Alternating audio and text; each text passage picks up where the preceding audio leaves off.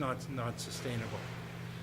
But what we think, and optimistically think, that if there's packers buying hogs for $20 cheaper, and there's really no discount at the consumer level to buy the product from those hogs, that other packers will see that the packing plants that actually source Canadian hogs have such an advantage that there'll be an arbitrage of that difference, and we'll get better bids for Canadian hogs.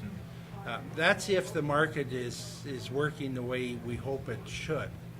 And in that scenario, perhaps there would be very little discount for Canadian hogs, and the advantage to produce them here would be suffice to maintain a business relationship. We don't know if that's going to unfold that way. Yeah, of course.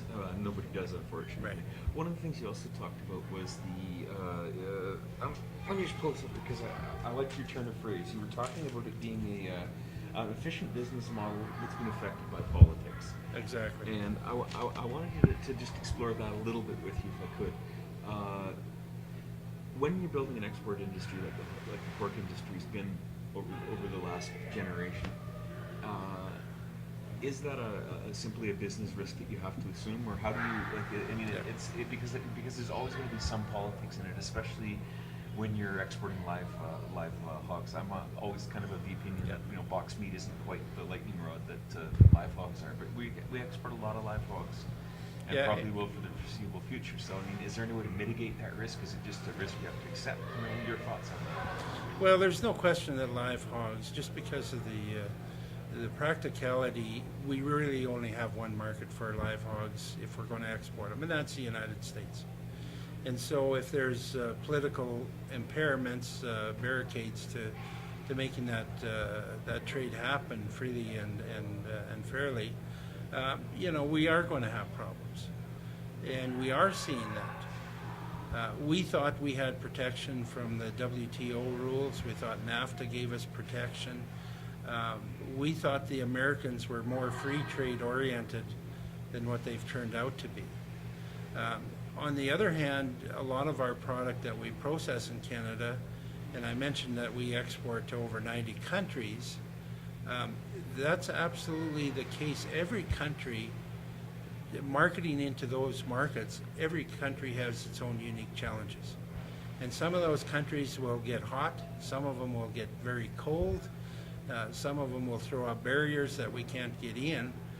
The benefit, though, of having 90 options is that you can have 1 or 2 or 3 or 10 cut you off, as in the case of H1N1, but you still have the other options.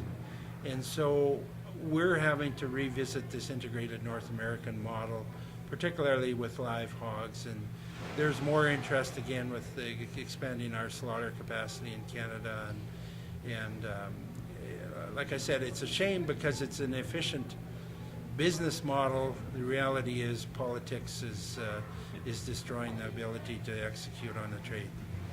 And now the ability to sort of get past it and build more capacity, that's a long-term project though, isn't it? Yes. So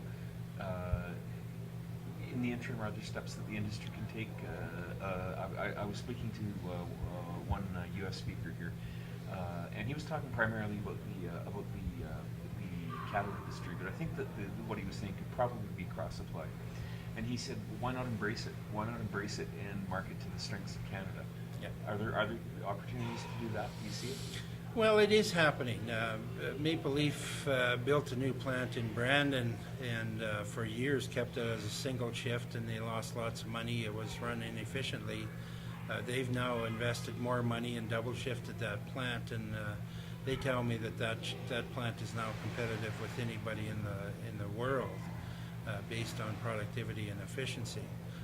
There's a plant in Neepawa, Manitoba, the Spring Hill plant, that is retooling and gearing up to do more efficient production.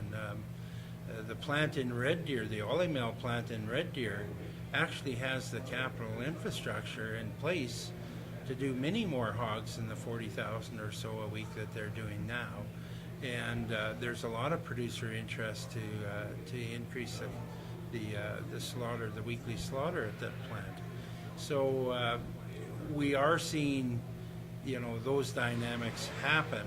The challenge is that the producers are in such a weakened state that we really can't afford to take these losses while we retool our industry to mitigate the negative parts of country of origin. And so, I guess the inescapable thing in the short term, we're in for a lot of pain in the hog sector. I mean, there's no way around it. We're in a world of hurt. We know of producers that have went out of business. In some cases, it's bank ordered. We know of producers that are days away from falling off the edge.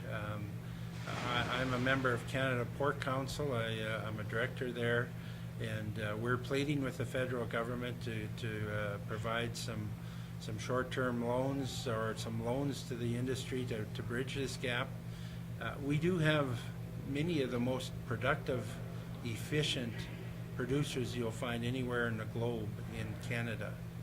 And in many cases, producers that have invested their heart and soul, their equity, and they're tied up in very good facilities, and they stand to lose everything because we've had all these issues face our business all at the same time.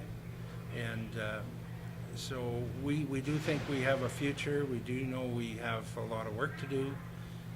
We do need some help to get from here to there. But we think if we can look long term, we can be a significant cog in the wheel of feeding the good folks of the world globally. Okay, great. Thanks for